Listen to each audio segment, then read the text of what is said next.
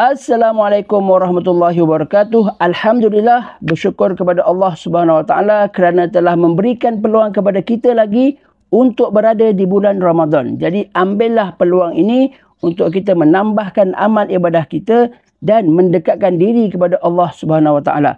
Jangan kita jadi orang yang disebut dalam hadis Nabi, orang yang celaka. Siapakah orang yang celaka? Iaitu orang yang keluar daripada Ramadan tidak dapat pengampunan daripada Allah Subhanahu Wa Taala. Jadi dapatkan e-book Ramadan kita, jangan sampai hangus, supaya kita nak pastikan Ramadan kita pada tahun ini lebih baik daripada tahun-tahun yang lepas. Kalau anda tengah cari bahan bacaan terbaik untuk Ramadan ini, inilah masanya. Dapatkan e-book Ramadan kita, jangan sampai hangus. Tulisan yang besar, mudah dibaca di handphone, bahasa santai, ringan tapi padat dengan ilmu, desain menarik, sedap mata memandang. Sekarang tengah harga promosi RM50 sahaja, percuma. E-book 7 resepi bahagia Tadabbur Surah Al-Insyirah, e-book pengurusan kewangan dan Zoom kelas eksklusif bersama Adnan Hasbi dan Hakim Darna. Inilah peluang terbaik untuk manfaatkan Ramadan kita dengan ilmu bermanfaat. Jangan tunggu lama sebab promosi ini terhad. Klik link di bawah sebelum terlepas. Jom kita podcast. A'udzubillahi minasyaitonirrajim. Bismillahirrahmanirrahim. Assalamualaikum warahmatullahi wabarakatuh. Waalaikumsalam, Ustaz. Tuan Adnan. Salam lagi sekali. Ini pertemuan pertama setelah 6 bulan lebih kurang kita berkenalan. 6 bulan. Nampak? Sebenarnya saya dengan Ustaz dah lama berkenal. Tapi memandangkan ini adalah zaman internet. I kenal Ustaz dari internet. Tak sangka. Saya pun tak sangka.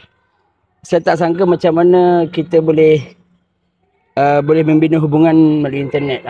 Selalu orang just komen dekat media sosial, lepas tu dah kan. Betul. Okay, macam mana tuan? Sihat? Alhamdulillah, puasa masih tak terpingsan. Itu yang penting. Okay, cuma nanti kalau sahabat-sahabat dengar suara-suara ni, sekarang ni kita berada di mana tuan? Dekat Universiti Malaya. Cuma dia tengah ni sewa padang. Lepas tu ada budak-budak yang tengah buat sport. So pada pandangan saya ingat Universiti Malaya tempat ramai orang berilmu. Kita pun cakap konten berilmu. Memang best buat kat sini. Tengok-tengok macam ni. Okay, tapi ini antara cabaran-cabaran yang kita kena lalui lah. Betul tuan? Betul. Tuan dah buat konten berapa lama? 3-4 tahun. 3-4 tahun. Okay. Dah TikTok lah? Tak, sebelum ni YouTube. Tapi masa I buat konten dulu, I tak nak tunjuk muka tau. Masa kat YouTube tu? Masa kat YouTube. So, I akan halakan kamera dekat slides. So, dulu konten pertama saya adalah buat konten accounting, di mana saya mengajar accounting. Dulu pun saya nak buat make money guna internet. So yang 3-4 tahun tu YouTube lah? YouTube. Berlari ke TikTok tahun bila? Masa MCO. MCO kan TikTok masih dia belum lagi kan. Dia masih joget-joget lagi kan. Zaman jahiliah TikTok. Okey tuan, sekarang Alhamdulillah, terima kasih kepada Tuan Adnan kerana sudi mencemarkan Duli di dalam janganlah. Malulah Ustaz, janganlah. Podcast kecil saya Alhamdulillah dihadiri oleh orang yang hebat. Masya Allah, tabarakallah. Terima kasih tuan kerana sudi menerima jemputan Dakas. Semoga kita dapat belajar daripada Tuan Adnan lah. Saya pun berbesar hati hari ini Ustaz ajak, sebab I tengok Ustaz dari segi ilmu lah, banyak ilmu. Tapi Ustaz pun baru start. So pada pendapat saya Ustaz boleh jadi influencer yang amin. Semoga beri manfaat lah tuan. Ya. Hasil bimbingan Tuan Adnan. Sama-sama. So kita classmate lah tuan betul. Classmate Alhamdulillah. Jadi dan Tuan Adnan dia melangkah 5 tapak daripada saya. Jadi saya kena belajar, dia budak pandai. Jadi saya kena banyak belajar daripada dia lah. Okey tuan, kita nak mulakan dengan apa perasaan tuan apabila dijemput podcast bersama Tuan Azri? Tuan Azri Walter Azri Walter. Anda semua kenal kan? Okay. Ini dijemput. Okay. Actually Tuan Azri dia bagi atau wakil dia masuk kita punya live hari tu kan. Dekat Azri dekat Walter University. Lepas tu dia orang kata nak jumpa saya. So memandangkan ini adalah zaman yang ada banyak scam. So I pun macam tak percaya. Memang I tak nak percaya. Macam adakah ini betul ke tak? I banyak soalan bermain dalam minda saya tau. Lepas tu I kata okey, boleh. Tapi kalau ada peluang kena ambil. Macam Ustaz bagi saya peluang berpodcast dengan Ustaz, I pun ambil. Tak kisah. Sebab peluang ni, lepas peluang dah pas, atau kita dah lepas peluang tu, tak boleh datang lagi. So saya pun kata ya nak, tapi I banyak ragu-ragu. Masa yang Azri Walter tu. So maksudnya macam mana yang boleh jadi yakin tu? Okay. So I think masa Chinese New Year. Bila ramai orang KL semua masing-masing balik kampung kan. I dapat call. Dari wakil Azri Walter. Dia kata, you free tak? Boleh datang tak? I pun kata, I pun macam masih ragu-ragu tau. Tapi I kata, boleh lah. Memandangkan Chinese New Year, memandang tak banyak traffic. Tapi yang paling penting yang you guys, I nak share dengan you guys lah. Kalau ada peluang, jangan lepaskan. So for me, ini adalah peluang untuk menaikkan nama saya sebagai content creator. Ambil lah. Okay, sebelum tu, Tuan memang tengok konten Tuan Azri lah? Memang, dulu. Memang follow dia lah? Memang. Dah lama follow? Zaman PKP kan, kat rumah kan. So masing-masing tak ada apa nak buat melainkan makan tengok handphone kan. Okey, jadi adakah pada masa itu pernah terlintas dalam fikiran untuk bersembang dengan Tuan Azri Walter? Tak pernah. Jujur saya kata tak pernah. Sebab kita siapa? Dulu masa saya buat konten, follower saya pun tak sampai 1,000 orang. Lepas tu kalau setiap video saya sampai 50, 100, 100, sedih lah video tu lah. Jadi ni tiba-tiba, so maksudnya macam mana Tuan pandang Tuan Azri Walter?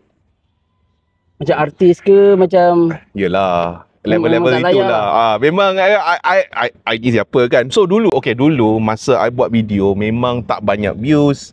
Lepas tu follower saya tak sampai 2-3 ribu. Okay. So time tu I pun buat konten. Tapi I tak pernah terfikir atau terlintas dalam fikiran saya boleh jumpa atau bercakap dengan TikTokers macam itulah. Okay. So rezeki lah maksudnya apa yang kita belajar daripada sini ialah, maksudnya bila kita dedahkan dalam dunia internet, kita pun tak tahu dengan siapa kita akan bekerjasama, dengan siapa yang kita akan bertemu. Betul. Okey, I bagi lagi satu contoh. Saya dengan Ustaz tengah tulis buku atau dah terbitkan buku untuk bulan puasa ini. Dan bagaimana kita dapat idea ini adalah kita buat live. Lepas tu 2-3 minggu sebelum bulan puasa kata, Ustaz, alang-alang kita selalu buat live, jom kita tulis buku. Lepas tu kita tulis buku. So dengan internet kita boleh jumpa ramai orang, kita boleh dapat banyak ideas. Itu nombor 1. Nombor 2, ada banyak peluang. Cuma kena berani lah. Berani kena berani mencuba, berani gagal. Betul. So dah banyak kali jatuh bangun?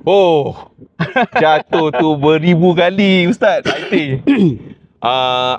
Dulu masa I buat konten, lepas tu I dapat 50 views. I buat konten masih 50 views. I buat konten kadang-kadang ada 30 views. Ustaz, tiap-tiap kali I buat konten, I rasa nak give up tau. Sebab yelah, buat apa buat konten? I buat konten pun tak ramai tengok. Walhal time tu kalau buat konten macam gelek-gelek dah berapa puluh ribu kan. Okay. I pun duk fikir, adakah saya sepatutnya gelek-gelek untuk masuk TikTok? Okay. Okay Tuan, sebelum kita pergi lebih dalam lagi, apa cita-cita Tuan masa kecil dulu? Soalan yang sangat bagus. Cita-cita saya dulu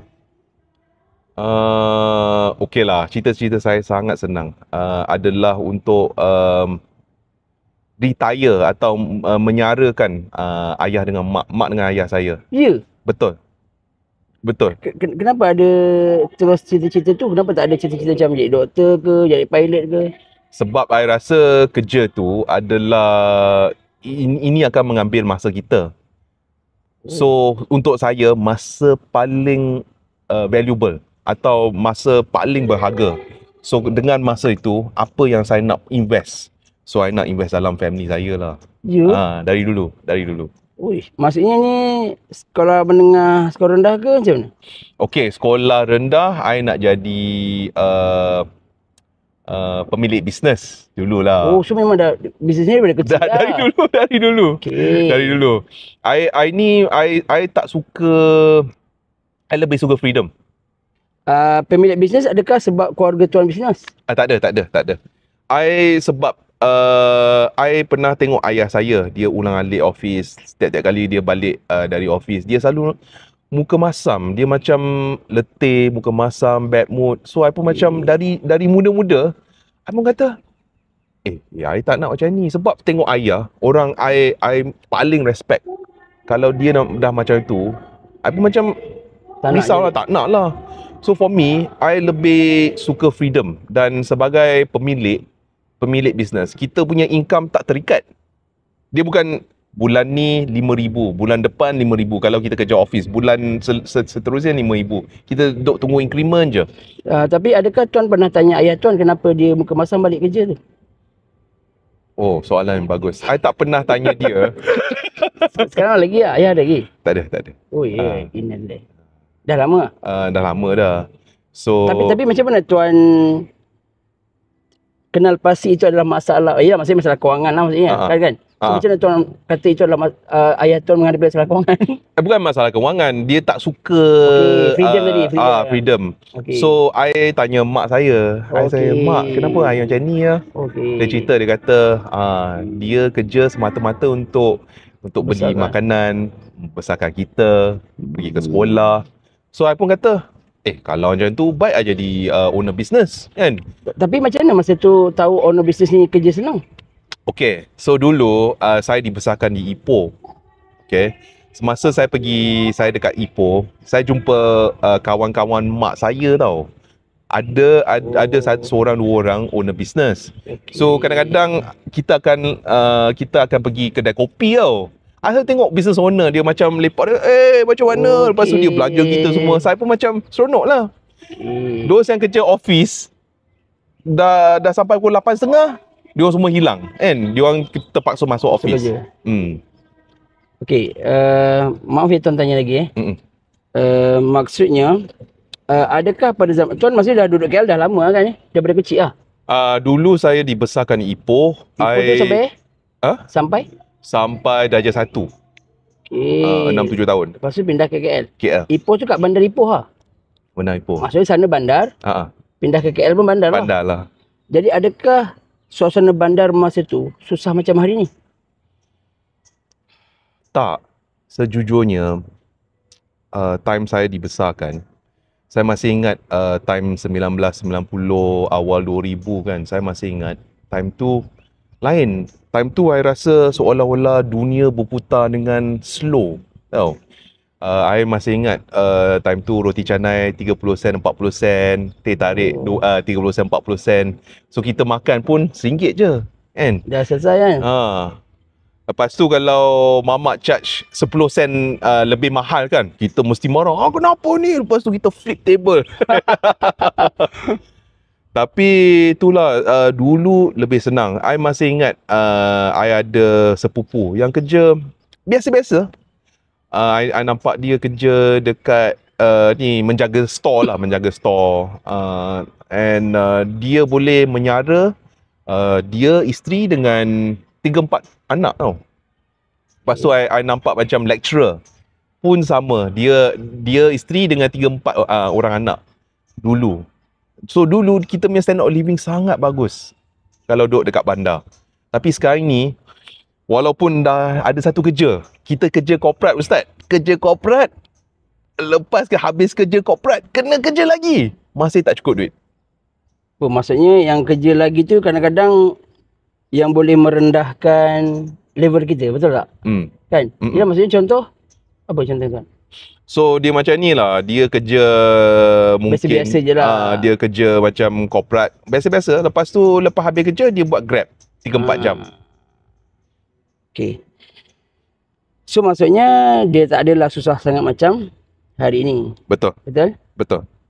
Okay. I dah lupa nak tanya. Tak apa, yang ni boleh cut. Live tak boleh cut? Tak apa, live. Guys, kalau live dia bagi tolong maaf, kita pun baru buat je. So I tanya Ustaz, tanya soalan spontan. Apa yang tanya? So tadi Ustaz cakap kat Bandar Ipoh dengan Bandar KL, apa bezanya? So I cakap dulu muda-muda lain. Sebab dulu kita boleh masa berlalu dengan slow, lepas tu tak ada inflasi. Okay, so maksudnya adakah dengan sekali tengok saja tuan dah memang tertarik dengan bisnes tu? Ke dah berulang kali? Okay, actually saya, apa yang menarik saya kepada bisnes adalah ni tau, bisnes kita boleh jadi lebih kreatif. Kita dibayar untuk jadi lebih kreatif. Maknanya marketing kita kalau kreatif, kita menonjol, kita boleh sell produk kita. Kalau produk kita menonjol, kita boleh sell produk kita. So dari dulu pun I jenis suka memikir tau Ustaz. Oh ya? Yeah? So kalau alang-alang I memikir, baik I make money kan. Pasal tu I tertarik dengan bisnes. Maksudnya yang memikir ni daripada kecil lah? Tapi dulu pun I selalu duk fikir, tak tahulah dulu budak-budak, I tak tahu apa I fikir. Macam mana ya? Mungkin soalan saya lain lah dulu. Mungkin kenapa Tom tak tangkap Jerry? Soalan macam tu. Atau kenapa Jerry dengan Tom kadang-kadang dia lawan, kadang-kadang dia orang kawan kan. So dulu soalan saya lain lah. Sekarang ni soalan lain. So lah. Tuan rasa kenapa? Tom and Jerry? Bukan maksudnya tuan rasa kenapa tuan boleh ada pemikiran macam tu? Sebab ayah saya pun pemikir. Dia dulu masuk universiti. Dan saya selalu duk fikir. Dia selalu lepas balik dari kerja, dia akan jalan sekejap. Dia keluar jalan kat taman. Lepas tu solat maghrib. Lepas tu dia selalu akan baca buku. Okey. Ini yang penting ni. Dia selalu akan baca buku. So, I pun dulu, I jenis, kenapa I kena baca buku? I dulu, I tak tahu apa kebaikan atau apa manfaat baca buku tau. Dulu, masa kecil kan. Sebab untuk saya, bukan ke buku tu membuang masa. Dululah dalam masa kecil lah. Sebab bukankah lebih bermanfaat kalau kita tengok televisyen. So maksudnya kat rumah memang banyak buku lah dulu. Ayah buku ayah saya semua dengan buku. Ayah saya banyak buku. Ya? Boleh kongsi tak buku apa? Dia baca buku ekonomi, dia baca buku kesihatan, dia baca buku biografi, dia baca buku macam-macam lah. Sejarah. Dia pembaca, pemikir. Mak tuan? Mak tuan dia jenis suka bercakap-cakap. Dia suka socialize. Dia suka, so dulu apabila saya membesar di Ipoh kan, kalau orang datang ke rumah pun semua nak lepak dengan mak lah, semua kawan mak lah. So dia pandai bercakap lah. Ramah bahasa kita kan. Tapi so dia orang memang matching lah. Ayah saya pendiam, mak saya peramah. Tapi mak baca buku juga lah. Baca buku juga. So maksudnya ayah dulu memang suruh tuan baca buku ke memang tuan nampak dia baca jadi pun tuan rasa nak baca? Okay, so this is a very good question lah. Untuk saya rasa actually antara cara kita boleh mengajar adalah dari tauladan. So dulu I memang tak suka. Memang tak suka you suruh saya. Tapi boleh cerita tak macam mana tak suka tu macam mana? Okay. Sebab kalau tak silap saya rasa saya ADHD. Saya tak boleh fokus. Yeah. I tak boleh fokus. Macam mana tuan tahu guna ADHD? Sebab saya tengok kebanyakan orang... Okay, so dia macam ni tau. I apabila baca, kadang-kadang saya... Dia macam pelik lah. I boleh lihat macam perkataan boleh lompat-lompat tau. Atau I tak baca straight line. I akan baca, lepas tu I akan turun line. Lepas tu I akan turun line. Dia bukan macam biasa tau.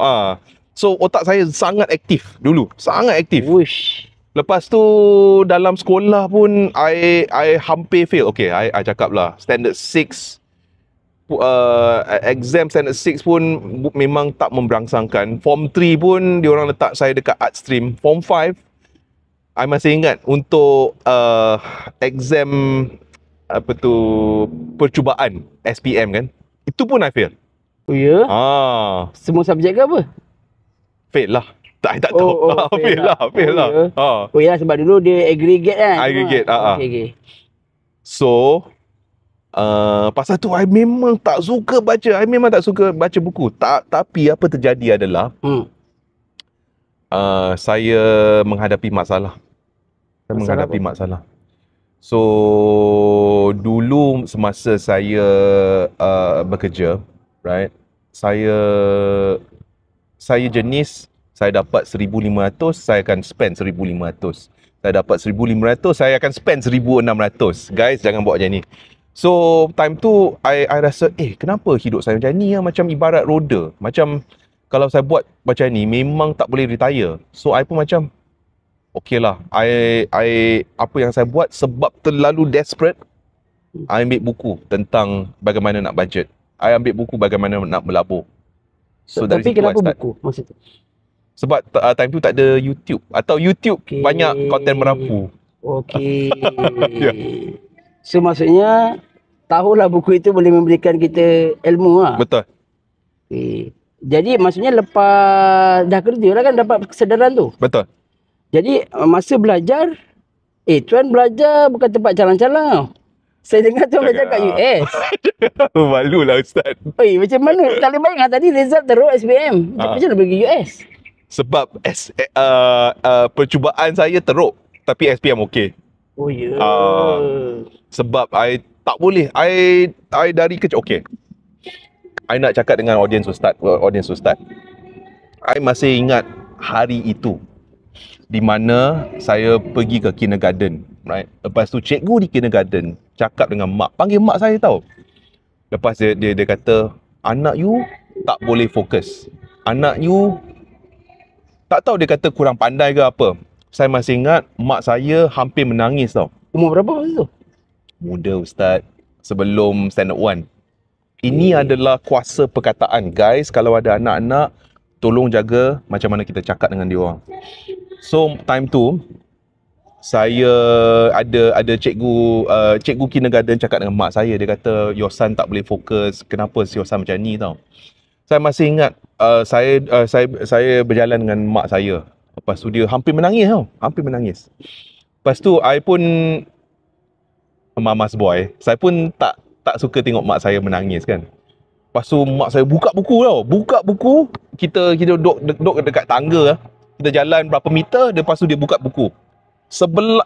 Dekat tangga tu, dia tunjuk perkataan. Baca. Lepas tu time tu macam perkataan masih melompat tau, Ustaz. So dari situ, dalam pemikiran saya selalu fikir saya kurang pandai. Okay. Dan kita pun tak tahu masalah tu masalah apa. Dia tiba-tiba ke lompat-lompat tu? Tak.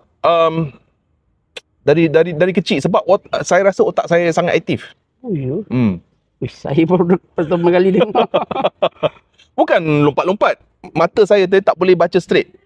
Saya akan baca line ni, lepas tu I pergi line kedua. Okey. Maksudnya bila tuan baca macam tu, dia faham ke tak faham? I faham lah. Orang dengar tak faham lah. Tapi tuan faham? I faham. Oh ya? So tu kelebihan ke kekurangan sebenarnya? I rasa kelebihan sebab dari situ I nampak. So maksudnya tuan tak perlu detail nak baca satu kan? Tak. Tuan baca lompat situ, terus dapat lagi cepat kan? Lebih cepat. So bila tuan sedar yang itu adalah kelebihan tuan? Okey. Semasa saya di universiti, saya masih dalam minda saya selalu fikir saya kurang pandai. Atau saya tak layak tau. di mana saya hampir ditendang dari universiti. Lepas tu I masih ingat ayah saya dapat surat. Lepas tu dia cakap dengan saya, macam mana son, dia panggil saya son lah. Macam mana son?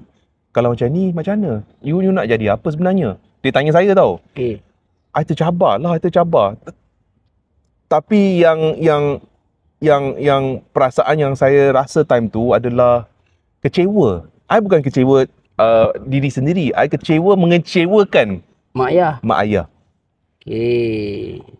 So time tu I start belajar. I tak buat alasan. I buka buku. And taktik yang saya guna untuk belajar adalah memorize. Setiap muka surat I akan memorize. Sampai kalau orang tanya, I boleh cakap muka surat mana. Ya? Sampai tahap macam tu. Sampai sebab saya tak nak fail. I tak boleh fail. Itu lepas percubaan lah? Percubaan SPM ke? Tak, dekat universiti. Lepas universiti, masa dia nak tendang saya dari universiti. Lepas tu, I tak boleh, I tak nak fail. Lepas tu, I baca, memorize. Dari situ, I dapat A pertama saya. Untuk semua subjek? Untuk subjek pertama lah. Dia bukan tiba-tiba I baca tiba-tiba semua A, tak. I think slowly lah. Tapi macam mana yang percubaan SPM tadi gagal, macam mana boleh dapat teknik sama? Okay, so daripada SPM so dari SPM I masih ingat I akan baca sampai saya ingat. Itu tak pergi tuition, tak ada lah? Tuition pun pergi juga. Sebab mak ayah pun risau. Dia orang kata, alamak, kalau macam ni susah kan.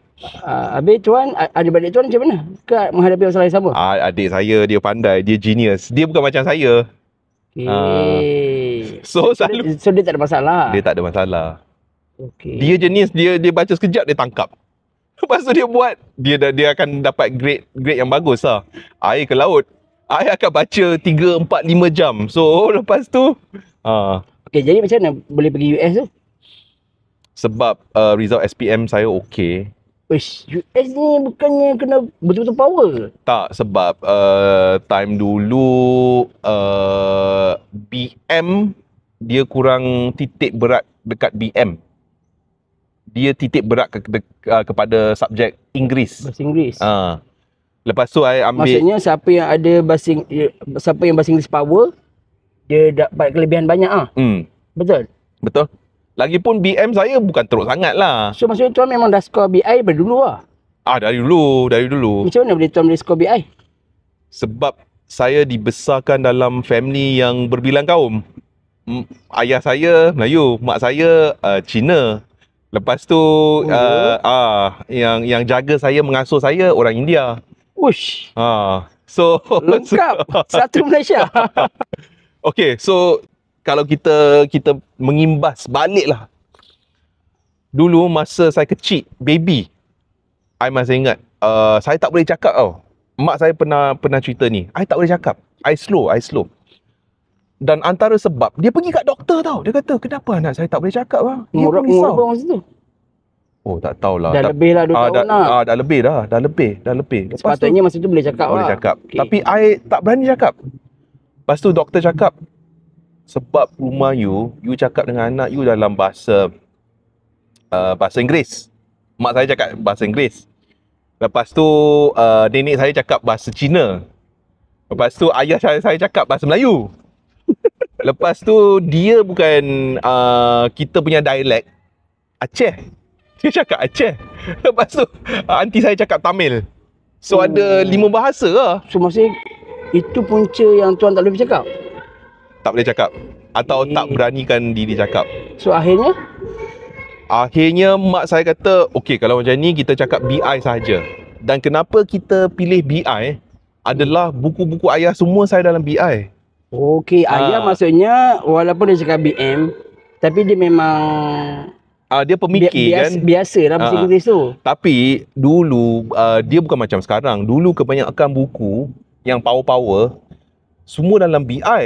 Tapi Memang sekarang ni diorang dah start translate. Banyak terjemahan lah. Tapi dulu tak ada. Tapi maksudnya sekarang pun nak dapat buku yang berkualiti masih lagi bahasa Inggeris. Betul tak? Betul. So maksudnya kalau kita nak tengok, kalau kita nak pandang cara fikir kita, kita kena baca buku yang selain daripada bahasa kita. Kalau kita baca buku kita punya bahasa kita, so kita masih dalam pemikiran yang sama. Okay. So pasal tu yalah, diorang pilih bahasa Inggeris sebagai bahasa untuk rumah. So saya dibesarkan cakap bahasa Inggeris. Okay. Dan so sekarang ni bagaimana saya tiba-tiba bertukar cakap BM untuk konten TikTok lah. Sebab dari kecil BI. Lepas tu universiti pun sebab saya belajar kat US, BI. Lepas tu kerja, sebab saya kerja finance, kebanyakan terms dalam bahasa Inggeris. So tiba-tiba apabila masuk TikTok, konten saya semua BI. So apabila saya buat konten BI, pasal tu views rendah-rendah lah, 50, 100. Itu sebab tak pergi. Tak pergi. So apabila saya masuk kelas dengan ustaz, ada advice yang kata, kenapa you cakap BI? Cakap BM lah. Sejak itu naik. Bahasa Melayu lah. Tapi maksudnya, tapi saya tak menjawab macam mana lagi US. Macam mana US? Sebab subjek-subjek, okay, nombor 1, BI saya okay. Nombor 2, selain daripada BM, subjek-subjek lain semua okay. I dapat berapa? 6 ke 7A. Bila maksudnya dalam banyak-banyak negara, kenapa tuan pilih US? Oh, okay. Ayah saya US grad. Dia antara Melayu-Melayu pertama yang pergi US lah apabila Malaysia tengah membangun dia punya talent kan. Dia hantar anak Melayu pergi ke. So saya dah nampak pattern dia macam ni. Kalau orang yang dalam bidang agama, tok-tok guru ni, dia mesti belajar kat Mekah tau. Mekah, Madinah, Mesir, Jordan. Tu yang utama lah. Tapi kalau macam bahagian yang bidang tuan, otak-otak dia belajar dekat US lah. US ke UK? Dua tu lah. US dan UK. So dah bersitu lah. Betul. So maksudnya kat sana, so dah tak ada masalah pembelajaran lah? Masih ada. Pasal tu, I pernah hampir ditendang dari universiti. So kelas tuan masa tu dengan orang putih lah semua? Semua orang putih. Orang Malaysia ada? Ada juga. Tapi tak banyak lah. Mungkin 20-30 orang. So maksudnya kita ni kalau dekat Malaysia ni biasa-biasa saja. So bila sembang dengan orang sana lagi kita punya bahasa Inggeris lagi power lah. Betul. Okay, jadi pada pendapat tuan, apa beza antara kita orang Melayu dengan orang US? Orang US dia pandai dia buat expression atau dia pandai menonjolkan diri. So pasal tu kalau kita tengok wayang kan, kalau orang US, kalau dia orang nangis, dia orang memang nangis, dia orang marah, dia orang marah. So dekat situ masa kelas kan, student-student dari Asia semua pemalu, tak nak cakap. Bukan Malaysia ya, Asia. Asia. Jepun pun sama, Korea pun sama. Kita dididik, sistem kita lain. Kita nak ikut crowd. So kita tak diajar untuk menonjol diri kita. So dekat US, I nampak orang putih, diorang pandai angkat tangan, cakap walaupun tak ada isi lah. Diorang cakap je. So kadang-kadang Okay, jap. Ini penting ni. So maksudnya diorang ni tak adalah pandai sangat pun. Tak ada. Tak ada. So maksudnya kalau tuan fikir balik, lebih kurang kita je lah. Betul. Atau kurang dari kita. Oh ya? Betul. Betul. Sebab kita pandang dia tinggi tau. Betul. Okay. Sebab contoh paling senang. Tak apa, boleh. sorry. Contoh paling senang apabila kita lihat sekarang ni, China makin lama makin overtake US dengan teknologi, dengan social media, dengan AI, dengan EV. China dah memang overtake dah. So US dah tahu. Memang dia orang dah tahu dah. Dia orang dah cuak dah. Sekarang ni sekarang ni. Okey, jadi tapi masa tu tuan, ada tak tuan rasa perasaan rendah diri apabila bersama dengan Oh, US? Oh ya? Mesti. Habis macam mana tuan boleh atasi perkara tu? I banyak bergaul dengan diorang lah. I banyak bergaul, bercakap. Lepas tu, sebab kita punya persekitaran akan membantu diri kita bagaimana kita. Sorry. Tuan dah bagi tahu saya dia akan lambat sikit menjawab. Sorry tuan. Oh, so maksudnya akhirnya dapatlah menyesuaikan diri. Tapi walaupun diorang outspoken, ada bahasa dia, istilah dia outspoken. Outspoken, betul. Maksudnya walaupun mereka outspoken, mereka tak belagak, betul? Tak. Sebab dia bukan di situ konsep berlagak tu kurang sikit. Dia kurang. So maknanya walaupun dia orang cakap tapi dia orang friendly. Ini pendapat saya lah. Sebab kalau kita outspoken, kita tengok orang dah belagak. Tahu. Betul lah. Betul. Dulu masa I speaking, kadang-kadang masa masuk grup pun memang dia orang macam pandang serong. Macam, apa budak ni? Kenapa selalu speaking? Kau cakap Melayu je lah. Betul. So, susah juga. So, kadang-kadang I rasa I tak boleh bergaul dengan siapa-siapa tau. Dia macam that feeling lah. Kalau I join, kadang-kadang I speaking dia orang pandang serong. Lepas tu kalau I lepak dengan my friends yang orang putih pun, I bukan orang bukan kulit putih kan. So I macam identity crisis lah dulu. So struggle juga lah. Struggle. Okey tuan, jadi tuan tengok adakah di US mereka menghadapi masalah yang kita hadapi sekarang? Lebih teruk. Bukan mereka negara maju ke? Lebih teruk. Sebab I pernah tengok lah dekat YouTube, ada kes di mana orang B40 disebabkan diorang tak boleh bayar untuk makanan, diorang masuk je, andaian macam ni lah, diorang masuk je mungkin macam kedai Maidin.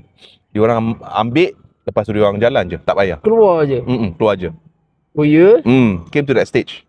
Dan polis di situ, kalau bab-bab $2-3 tu, diorang memang tak kisah. So diorang ambil sikit-sikit lah.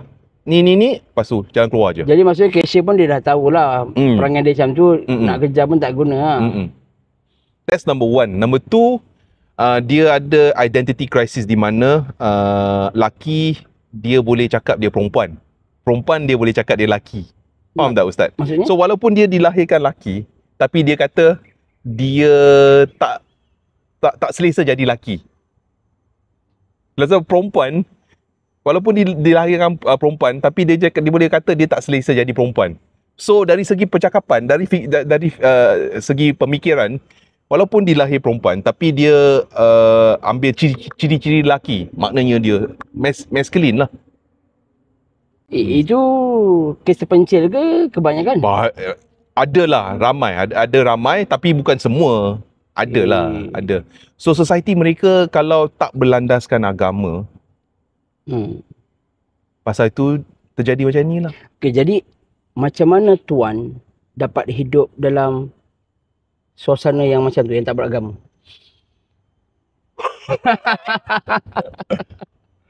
Wow. Okay.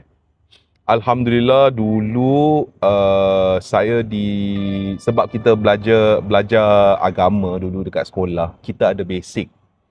Lepas tu solat pun kita dah ada basic. So walaupun kita zaman tu zaman lalai, zaman leka, tetapi at least kita bersandarkan atas sesuatu. Kalau negara yang tak titikkan agama, diorang tak ada sandaran. So diorang akan ikut orang yang pandai cakap, diorang akan ikut trend TikTok, diorang akan ikut macam-macam lah. Kawan-kawan dia paling ramai. Okay, so maksudnya maksudnya saya bukan nak kata, maksudnya tuan belajar agama basic sangat lah kan? Basic. Tapi maksudnya boleh dapat bertahan hidup kat sana, alhamdulillah. Dan pasal tu for me, that's why I met And bercakap dengan ustaz, kita selalu cakap tentang ilmu tadabbur. I feel is very very important, di mana kita dah diberi panduan. Cumanya kenapa kita tak guna panduan tersebut? Sayang Sayang, sangat sayang. Okey Tuan, berbalik kepada pelajar US dengan Asia tadi. Jadi adakah itu satu kelemahan bila kita tak outspoken tu? I rasa ya. Okey, so maksudnya macam ni. Mungkin kita akan jadi kelemahan apabila kita berada di padang mereka. Tapi apabila mereka berada di padang kita, dia tak jadi masalah pun.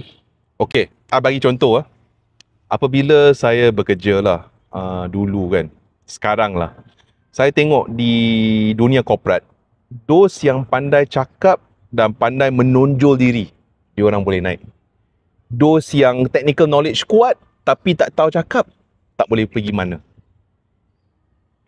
Adakah outspoken tu satu kelemahan pada orang Asia? Okay, so outspoken, I rasa adalah kelebihan. Antara sebab adalah ini sesuatu bentuk marketing untuk kita. So dalam dunia korporat, kalau kita outspoken, kita share idea, lepas tu orang kan start pandang kita, orang ni pandai Siapa dia ni siapa mula dia ni? tercari-cari siapa kita So dari situ kita boleh lebih banyak pintu opportunity akan buka untuk kita, dan apabila itu berlaku, kita boleh naik dengan lebih jadi cepat. adakah antara sebab kelemahan ataupun kelesuan kita rakyat Malaysia ataupun orang Melayu, adakah disebabkan kita kurang outspoken? Soalan bagus. Okay, I think untuk I rasa orang-orang kita pun ada juga yang outspoken. Bukan semua yang malu-malu. Dan those yang outspoken, I nampak lah dia orang boleh jadi macam bos-bos, senior, CEO, CFO. I jarang nampak orang CEO dengan CFO yang macam diam, pendiam. Atau you tanya soalan, dia orang macam janggal nak cakap. Tapi masalah sekarang ialah orang atas dia memang outspoken. Sekarang ni kita nak latih orang yang bawah dia pun outspoken juga, supaya dia ada keberanian dan kekuatan untuk dia berbincang dengan orang atas. Faham. Sebab kalau dia tak ada kekuatan tu, dia akan biarkan orang atas tu buat hanyut apa sahaja pada dia. So apa pendapat? Itu skill yang memang penting. Dan jujur saya cakap, semasa saya di sekolah, saya ada tak berapa yakin. So pasal tu, saya selalu diam. Antara sebab saya tak yakin adalah, yalah seperti yang saya cakap, cikgu pernah label saya kurang pandai. So time tu, I memang pendiam. Apa yang tukar saya adalah saya masuk dalam satu kelab. Di mana kelab ni, tiap-tiap minggu kita terpaksa bercakap. Kelab pidato?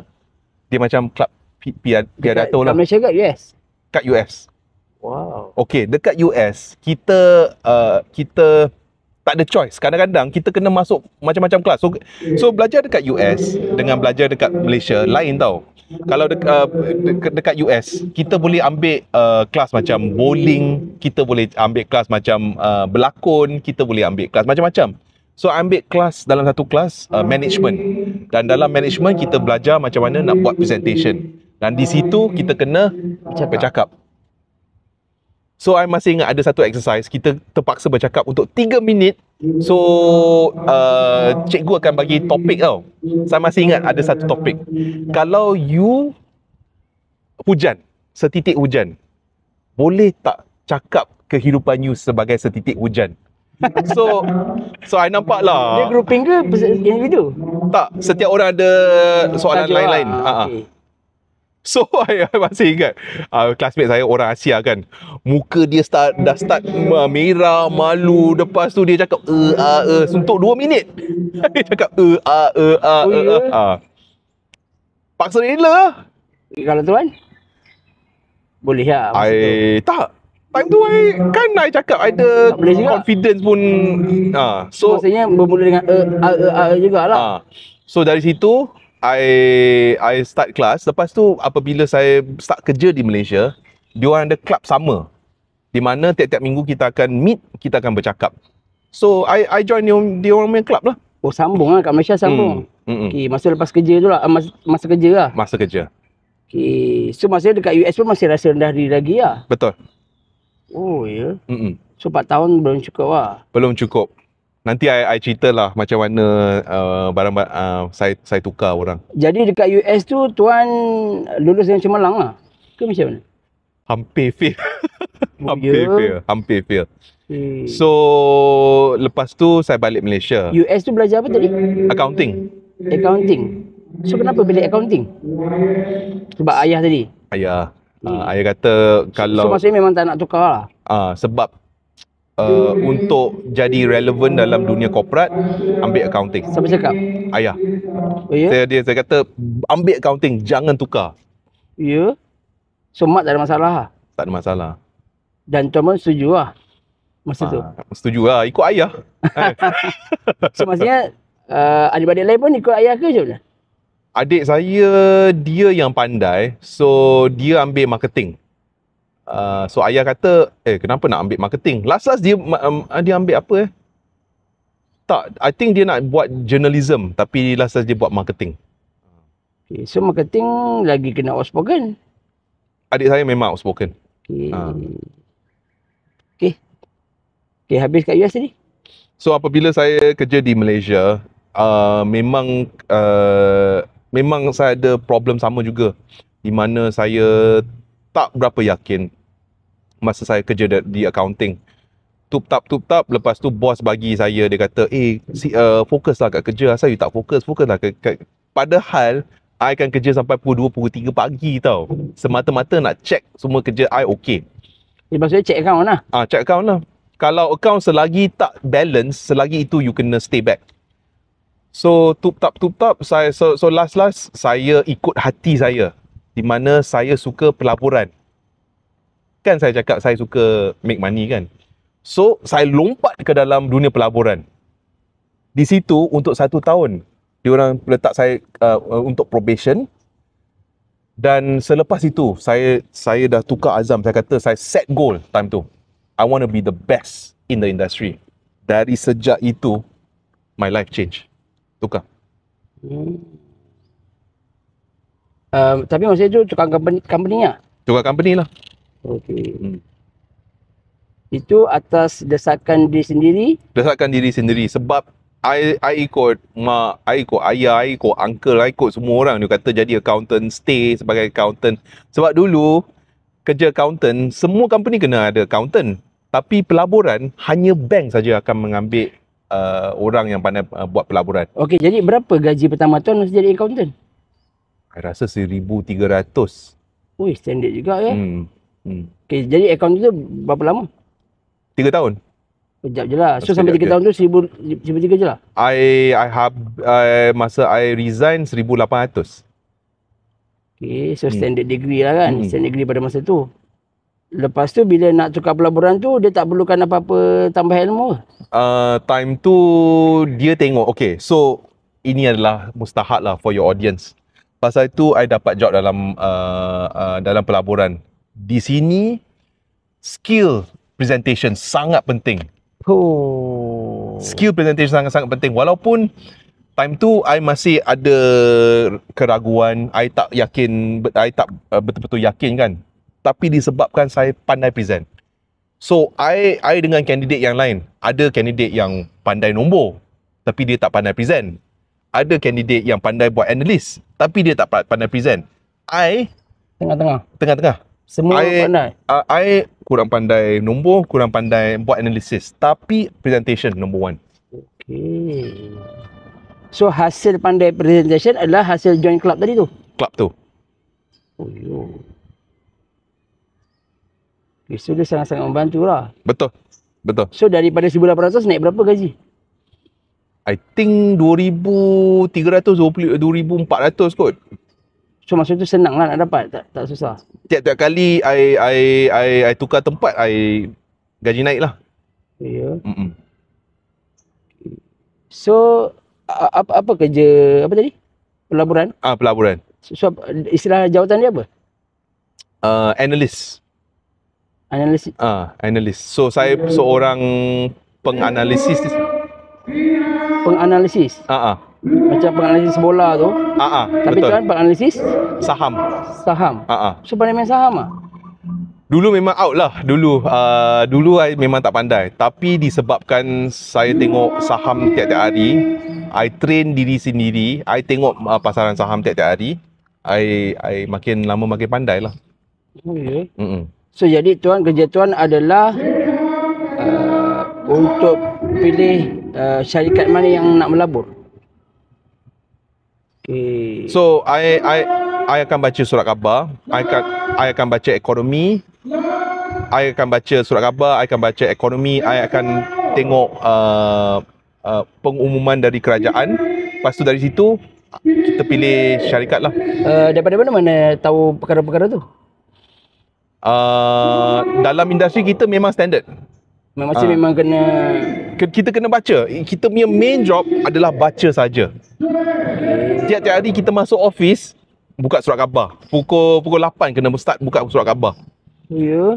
Pukul 8 sampai pukul 9:30 baca surat khabar. Lepas kita baca surat khabar, kita akan duduk sama-sama satu table. Lepas tu kita kata, okey, hari ini adalah berita utama. Dari berita itu, saham apa yang kita sepatutnya beli. Jadi penganalisisnya ada berapa orang dalam satu company? Banyak. Mungkin 5-6 orang. Oh ya. Dari situ kita ada fund manager. Okey, so penganalisis itu, dia orang akan duduk baca surat khabar. Lepas tu kita ada fund manager. Fund manager akan ambil maklumat yang kita beri kat dia orang dan mereka akan beli saham. So fund manager akan tengok pasaran saham. Kita akan tengok syarikat-syarikat mana yang ada potensi untuk naik. Okay. Jadi masa tu berjaya lah. Okey. So senang ke susah main saham ni? Susah. Susah sebab sebagai individu ke sebagai syarikat? Okey, kalau baru start, sebab Malaysia ada 3-4 ribu saham. So macam mana kita nak pilih? Kadang-kadang kalau kita mungkin pilih saham yang bagus, tapi kita punya timing memang out. So walaupun saham bagus, tapi apabila kita beli saham apabila dia mahal, dia akan turun. So actually dia kena saham yang baik, timing yang baik. Kalau kita boleh buat kedua-dua ni, boleh make money lah. Tak kisahlah individu ke syarikat? Tak kisah. So disebabkan I dilatih di dalam syarikat, disebabkan kita punya bisnes memang buat duit dengan saham, dia memang train kita untuk jadi. Jadi maksudnya saham memang boleh buat duit? Memang. Betul-betul boleh buat duit? Boleh. So tuan ada buat duit dengan saham? Ada. Sekarang pun? Ada. Ya? Nanti I tunjuk ustaz lah portfolio saya. Menarik. Nanti siapa yang nak belajar saham, kita buka kos. So memang boleh buat duit lah saham. Boleh.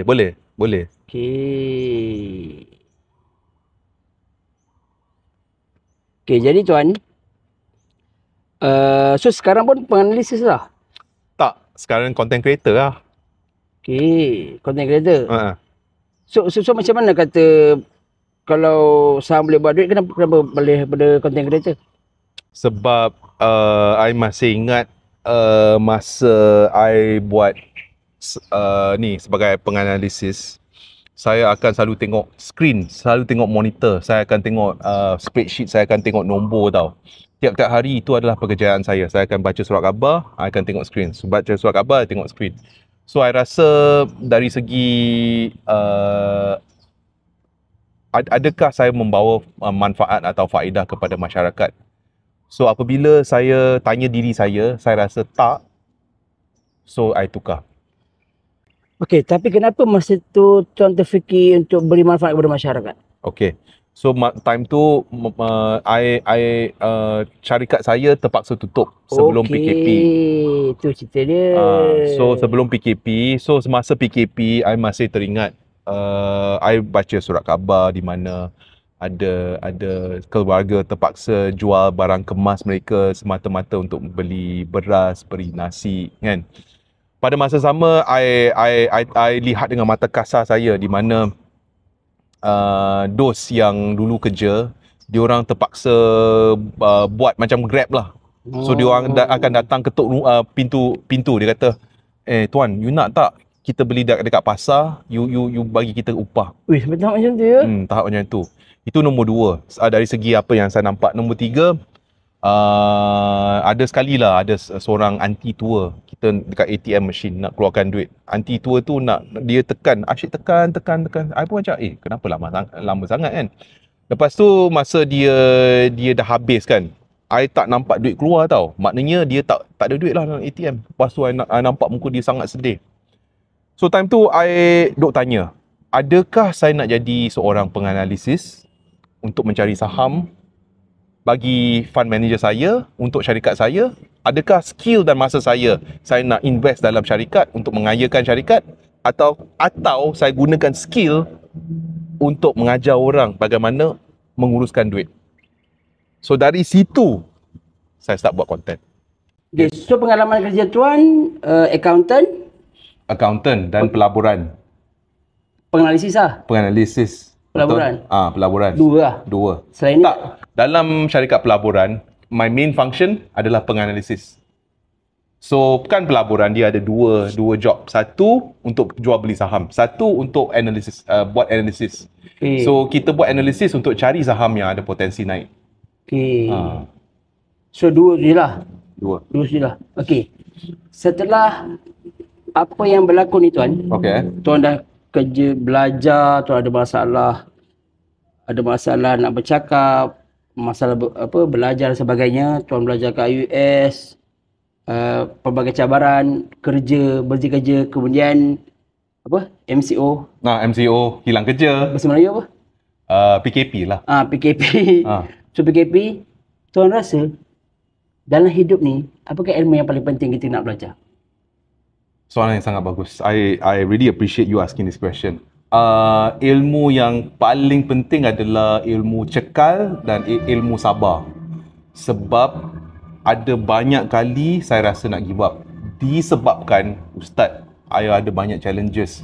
Dengan orang cakap I tak pandai. Dengan orang cakap I tak boleh belajar. Dengan orang cakap dengan masuk accounting firm tu, diorang macam cakap I tak fokus. Tapi semasa I masuk dalam firma pelaburan, disebabkan saya suka sangat apa yang saya buat, tiba-tiba otak saya berkembang tau Ustaz. Tiba-tiba masa I baca, I boleh serap ilmu tu tau Ustaz. Mudah je. So I think one of the most important things is cari apa yang you suka buat. So semasa saya bertukar pekerjaan dari bank nak jadi content creator, ramai saudara mara I pandang serong tau. Sebab dulu saya accountant, saya kerja untuk syarikat MNC, syarikat yang terbesar di dunia. Itu nombor 1. Nombor 2, apabila saya kerja di dalam bank, saya buat pelaburan, prestigious sangat. Lepas tu saya kata saya nak jadi content creator. Cuba bayangkan, weh Ustaz, dia punya pandangan tu macam tak ada masa depan dah ni, masa depan gelap. Sebabnya selalunya kita memang menggelakkan budak-budak yang nak jadi content creator tau. Tapi ini adalah kita orang dewasa yang buat keputusan tu. So macam mana tuan hadapi masalah tu? Okay. First for me is keyakinan diri. So semasa MCO, apa yang saya buat adalah saya mengajar. So saya akan record video menggunakan handphone saya mengajar skill accounting. Okay. So ilmu yang tuan ada lah, ilmu dan pengalaman tuan ada. Ilmu yang saya ada. Lepas tu saya mengajar, saya ambil semua video-video tersebut, saya letak di dalam online university. So siapa-siapa nak belajar, diorang bayarlah mungkin RM10 ke RM20. So universiti akan ambil cut mungkin 10%, I akan ambil cut lah 90%. Okay. So bermula dari situ lah. So memang kalau nak make money online, memang boleh. So time tu I dah cakap I nak kalau boleh mengajar cara-cara nak menguruskan wang. So cara yang paling senang untuk mencapai ramai orang adalah melalui social media. Macam mana pula dengan isteri tuan? Bila yang tuan tadi bertukar daripada yang berprestige tu kepada content creator. Kelakar lah. Oh, dia kelakar lah. Tak lah. Dia macam percaya. Jujur lah cakap, time tu dia kata as long as I boleh bayar untuk expenses rumah, komitmen rumah semua, dia okay, dia bagi green light. So dia open lah. Dia open. Yelah, dia pun faham kita lah kan, keadaan kita. Dan kita pun berhenti dari itu pun bukan sebab kita nak berhenti jadi, sebab kita berhenti, kita kena faham tau. Tuan Adnan, dia berhenti jadi analisis satu bukan sebab dia nak tukar jadi content creator, tapi sebab company dia tutup kan. MCO. Ya, so sebab tu pada masa itu Tuan Adnan ubah fikiran lah apa yang boleh dia survive. Sebab tu beli content creator. And another thing that happened yang really change my mind adalah saya nampak ada kawan-kawan atau kawan kepada kawan yang tiba-tiba semasa MCO meninggal pada umur 40, pada umur 45, pada umur 50. Muda-muda Ustaz, muda-muda. So time tu I pun duk fikir, adakah kalau saya apa-apa terjadi kepada saya, adakah saya akan happy dengan apa yang saya buat? Sebelum ini memang suffer Ustaz. Dekat sekolah suffer, universiti suffer. Lepas tu buat accounting suffer. Yang time I gembira apabila saya buat pelaburan. Cumanya apabila saya nampak bagaimana skill saya boleh menolong orang, adakah saya duduk untuk make money atau saya duduk untuk mengajar? So jadi tuan manfaatkan lah. I nak lah kalau boleh. Tapi masa MCO tu, adakah orang yang paling dekat tuan ada meninggal? Ada. Ya? Ada. Nenek, uncle, 2-3 orang lah. Okay. So, another thing lah, masa MCO tu, since I belajar pelaburan, since I boleh make money dengan pelaburan, so I actually bersara untuk berapa tahun actually semasa bersara MCO. Bersara, tak kerja. Tak kerja lah. Relax. So, time I relax tu, I buat content lah. Okay. So, dan antara sebab saya terpaksa kerja lagi lah atau terpaksa jadi content creator full time adalah apabila saya nampak inflasi. Apabila saya nampak kos pergi ke hospital sangat mahal. Apabila saya tengok harga makanan sangat mahal. So, more and more, saya nampak semua ni, saya tanya soalan. Kalau saya suffer, apa lagi those yang tak ada ilmu kewangan? So, pasal tu, I kata, okay, nak mengajar. Okay, tapi, bila dalam bahasa yang mudah ni, inflasi apa? Macam saya ni, dengan bagian ekonomi ke, kewangan ke, saya sangat jauh, sangat janggal. So bahasa mudahnya macam mana inflasi? Influencer tu seseorang individu yang apabila dia bercakap, dia boleh inflasi. Oh, inflasi ya. Ingat influencer tu apa? Tuan cakap inflasi tadi kan? Inflasi, betul. Inflasi kan? Inflasi. Apakah maksud inflasi dalam bahasa yang mudah? Inflasi adalah perkataan, adalah istilah yang digunakan untuk kenaikan harga. Okey. Jadi inflasi ni salah siapa sebenarnya? Oh, soalan bagus. Inflasi ada dua sebab. Satu, mata wang kita makin lama makin kurang dia punya nilai. Itu nombor satu. Nombor dua, kita kena tengok polisi kerajaan. Kadang-kadang kalau kerajaan kata, okey, dengan ini kita nak naikkan harga minyak, dengan ini kita nak naikkan harga elektrik, dengan ini kita nak naikkan harga air. So kalau dengan kenaikan harga air, dengan minyak, dengan beras, dengan elektrik, itu akan mengakibatkan kos sara hidup kita jadi lebih mahal, dan dalam kata lain, itu adalah inflasi. Okey, jadi Adakah inflasi ini kita boleh uruskan ke tak boleh uruskan? Inflasi kita tak boleh urus. Memang tak boleh. Sebab So dia akan datang lah. Akan datang. Nak tak nak dia akan datang. Sebab kita hidup dalam ekonomi ini. Kita tak boleh kawal lah. Tak boleh kawal. Kita hidup dalam ekonomi ini. So maksudnya sepatutnya kita hidup dekat ekonomi macam mana? The better question is apa solusi kepada inflasi? So antara solusi untuk inflasi, ramai orang Malaysia pun dah start buat. Di mana mereka dah, selain daripada kerja hakiki, mereka pun ada side hustle. Macam Ustaz juga. Okey, side hustle ni maksudnya? Kita buat pendapatan sampingan. Betul. Okey, so maksudnya untuk menghadapi masalah inflasi, kita kena tambah pendapatan sampingan. Betul. Okey. Betul. Itu sahaja. That's the only solution. Okay, dan selain daripada itu, kita tambah kita punya pendapatan. Selain daripada itu dari segi kita melabur masa kita untuk dapatkan duit. Ada juga cara yang kita boleh melaburkan duit untuk mendapat duit, iaitu dengan melabur duit kita.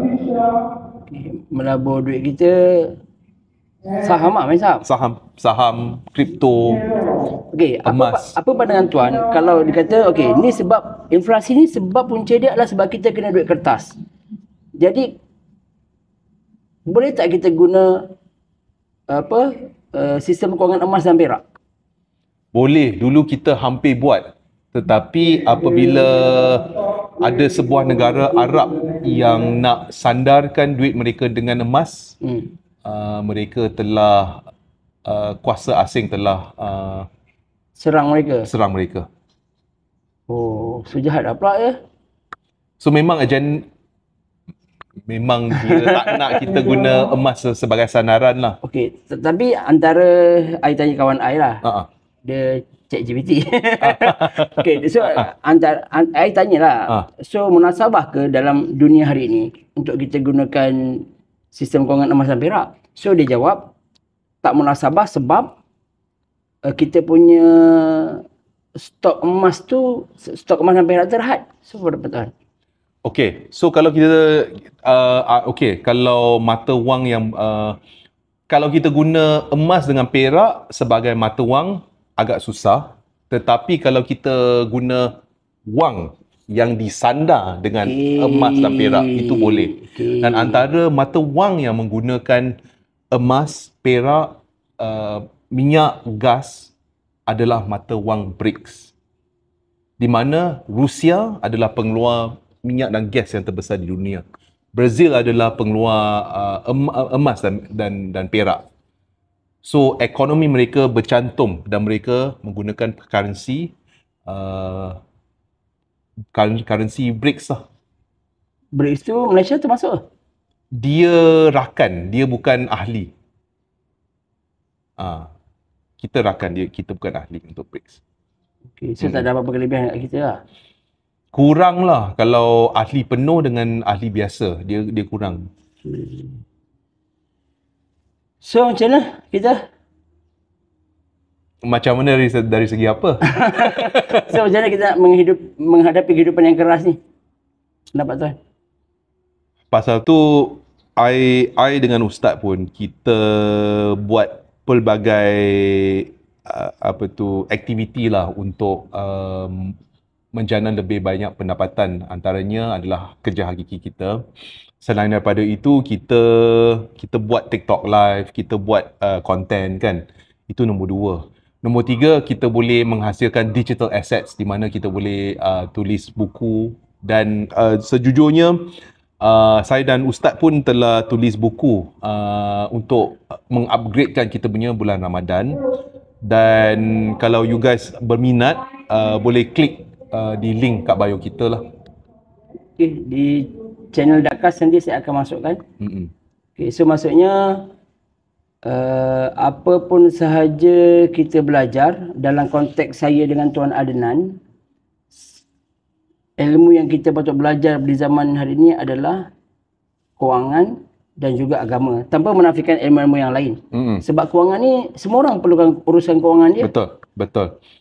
Agama pula lagilah, kalau kewangan penting dia untuk uruskan kehidupan dia di dunia. So agama pula adalah untuk menguruskan urusan dia dekat akhirat nanti? Okay. Pendapat Ustaz, pada pendapat saya, I think ilmu agama bukan sahaja untuk akhirat tetapi dunia juga. Antara sebab saya kata begitu adalah I tengok society di Amerika Syarikat di mana mereka tak bersandarkan dengan apa-apa. So kita boleh lihat dari segi morals mereka. Kalau diorang tak cukup duit, masuk kedai runcit, ambil je. Itu nombor satu. Nombor dua, yang seperti saya cakap, di situ kalau kita dilahirkan lelaki, diorang boleh mengaku dia bukan lelaki. Atau perempuan, kalau diorang dilahirkan perempuan, diorang mengaku dia ada feminist movement di mana mereka kata penyamarataan, kan? Atau kalau perempuan tak nak mengaku dia orang perempuan. So di situ kalau tak disandar dengan agama, kan, I boleh nampak di society makin lama makin hancur. So maksudnya apa yang tuan cuba sampaikan tadi? So ilmu agama bukan sahaja manfaat di akhirat tetapi di dunia juga. So maksudnya ilmu agama bukan hanya untuk akhirat saja tapi untuk kehidupan kita. Untuk menjaga tadi itulah. Betul. Kita punya apa yang boleh buat, kita punya adab, kita punya society, macam mana kita boleh function society yang selamat, kan. Okey, jadi tuan, kesimpulan untuk Dakas kita? Kesimpulannya, nombor satu, kalau you guys nak belajar lebih banyak tentang finance, boleh letak di comment section untuk Ustaz interview saya lagi. Dan you guys boleh tanyalah soalan. So Ustaz boleh tanya saya soalan, kita boleh buat. Dan sejujurnya apabila saya buat live, dia lain tau. Kita buat live, Ustaz dalam rumah Ustaz, I dalam rumah saya, dia punya energy lain. Beza. Ni kat luar ni, bila berjumpa lagi, bawa pokok, lepas tu tengok phone depan kita, seronok. I rasa kita buat sesuatu yang memang bermanfaat, and I hope that your audience find it very useful lah. Jujur I cakap. InsyaAllah, terima kasih kepada sahabat-sahabat yang menonton. Mudah-mudahan episod kali ini dapat membuka fikiran kita untuk menghadapi kehidupan dengan apa cara sekalipun, terutama dalam bidang kewangan, berdasarkan pengalaman-pengalaman Tuan Adnan. Dan insyaAllah kita jumpa lagi pada episod yang akan datang. Okey, jumpa lagi. Assalamualaikum warahmatullahi wabarakatuh. Assalamualaikum guys.